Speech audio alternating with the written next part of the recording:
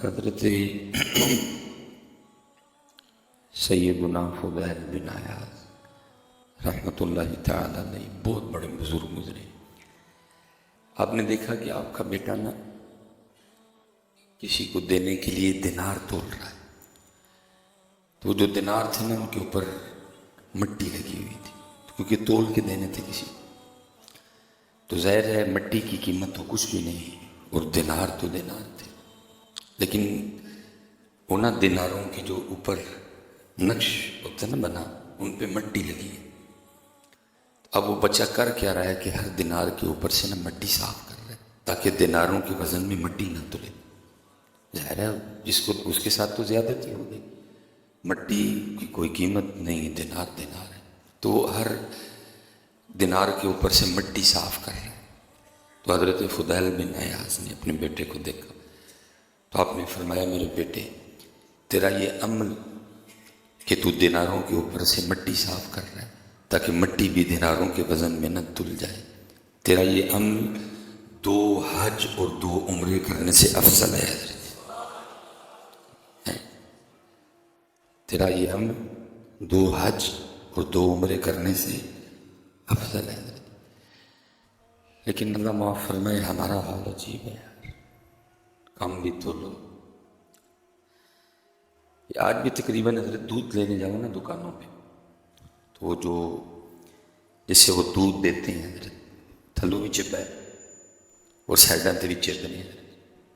نیچے سے بھی نا اس کو دبا کے وہ اوپر کر دیا گیا، اور ویسے بھی اس کو نا چھوٹے چھوٹے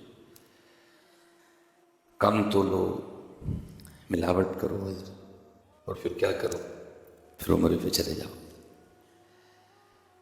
لیکن وہ کیا فرما رہے ہیں کہ تیرا صرف یہ عمل کہ تو دیناروں کے اوپر سے مٹی صاف کر رہے ہیں، یہ 2 حج اور 2 عمروں سے افضل ہے۔ کبھی کبھی حضرت کوئی اس طرح کا ولی ملتا ہے، ہم حضرت ادھر کو نارووال سائڈ پہ گئے، سردی بڑی زیادہ، تو کچھ چائے پینے کا پروگرام ہمارا بنا، ہم اترے، ہم نے چائے کے لیے کہا، تو نظر پڑی تو دکان پہ نا تھوڑی سی برفی بھی رکھی تھی، کو بزرگ تھے، تو ہم نے ان سے کہا کہ حضرت کو تھوڑی سی برفی بھی دے دیں ساتھ۔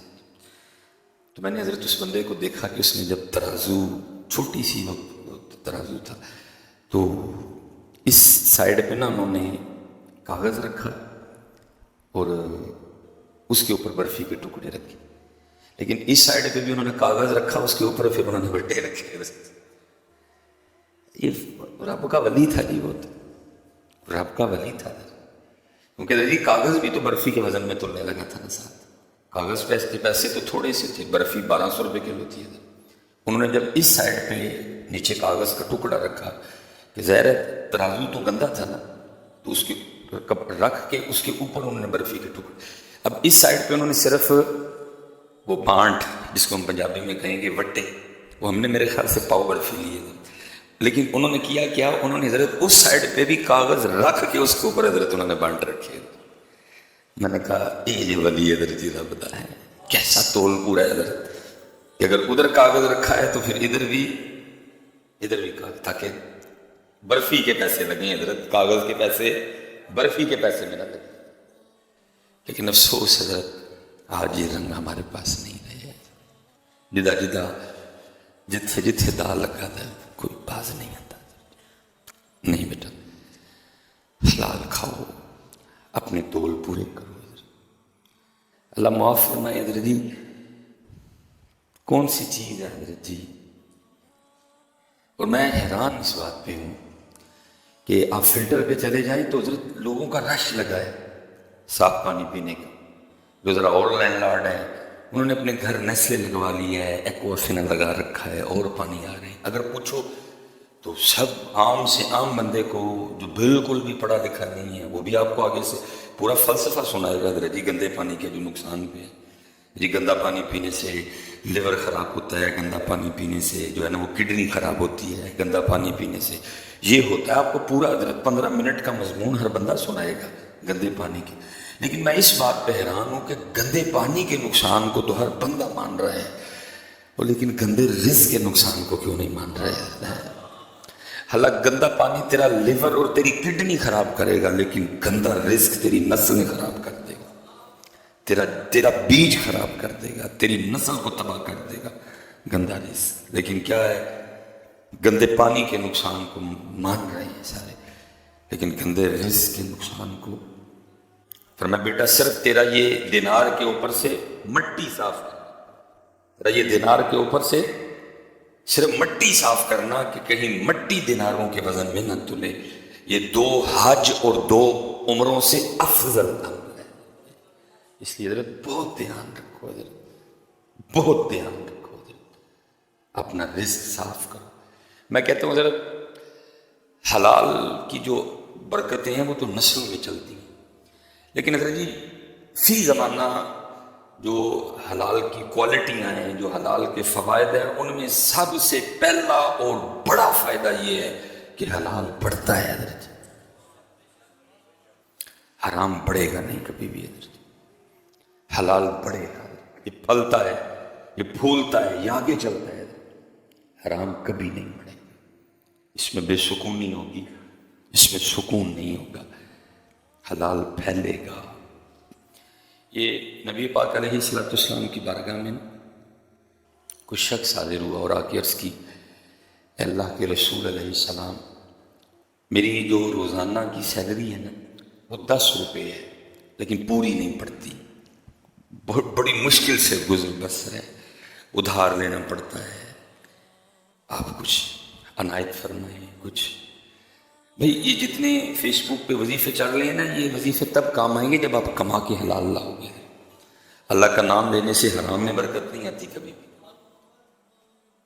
یہ ایسا دم کوئی ایجاد نہیں ہوا کہ آپ وہ بکری، آپ کتے پہ کریں تو وہ بکری بن جائے۔ وہ جتنے فیس بک پہ وظیفے لکھے پڑے ہیں نا جی، رزق میں اضافہ وہ تب ہوگا جب پہلا کام تو یہ کرے گا کہ تو کما کے گھر میں حلال لائے گا، وہ بڑھے گا اس وظیفے سے۔ سبحان اللہ و بحمدہ، سبحان اللہ العظیم، جو سنتوں کے بعد 100 بار پڑھیں، یہ اس سے حلال بڑھے گا۔ تو اب کما کے گھر لا ہی حرام رہا ہے، تو اب گھر میں لا ہی سود رہا ہے، تو بھائی سبحان اللہ و بحمدہ سے سود میں تو نہیں نا برکت آنی کوئی بھی۔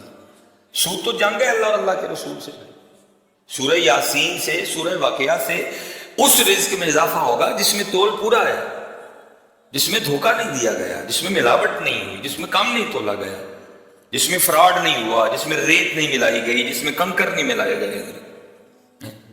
وہ ان وظائف سے بڑھے گا۔ وہ جو ہے ہی گندا ہے، اس میں کیا بڑھنا اس وظیفے سے، اور بڑھتا ہے، اس میں قطعاً کوئی شک نہیں اتنی، لیکن پہلی شرط حلال بڑھے گا، حرام نہیں بڑھے گا۔ تو وہ انہوں نے اس کی اللہ کے رسول کوئی نگاہ نبوت تھی۔ وظیفے والی بات تو آئی بعد میں، پہلے تو یہ دیکھا جائے گا کہ وجہ کیا ہے۔ 10 روپے بڑے معقول پیسے ہیں اور نہیں پوری پڑ رہی 10 روپے میں، نگاہ نبوت تھی، دیکھ لیا معاملہ۔ آپ نے فرمایا تو اس طرح کر کے جا کے اپنے مالک سے کہے کہ میری جو روزانہ کی سیلری ہے نا، جو روزانہ کے میرے پیسے ہیں وہ 7 روپے کر۔ اب وہ عرض یہ کر رہے ہیں کہ اللہ کے رسول علیہ السلام 10 روپے لے رہا ہوں روزانہ کی مزدوری اجرت، پوری نہیں پڑ رہی، ادھار لینا پڑتا ہے، کچھ نہ کچھ اس طرح 10 میں پوری نہیں پڑ رہی، کوئی وظیفہ عطا کریں، کوئی برکت کی دعا فرمائیں۔ اور اللہ کے رسول علیہ السلام آگے سے ارشاد فرما رہے ہیں کہ تو 7 کروا لے، ٹینر پہ جا کے اپنے اور کٹا۔ انہوں نے آگے سے کچھ عرض نہیں کیا، سمعنا وأطعنا، وہ چلے گئے، جا کے اپنے مالک سے کہا میرے روزانہ کے جو پیسے ہیں وہ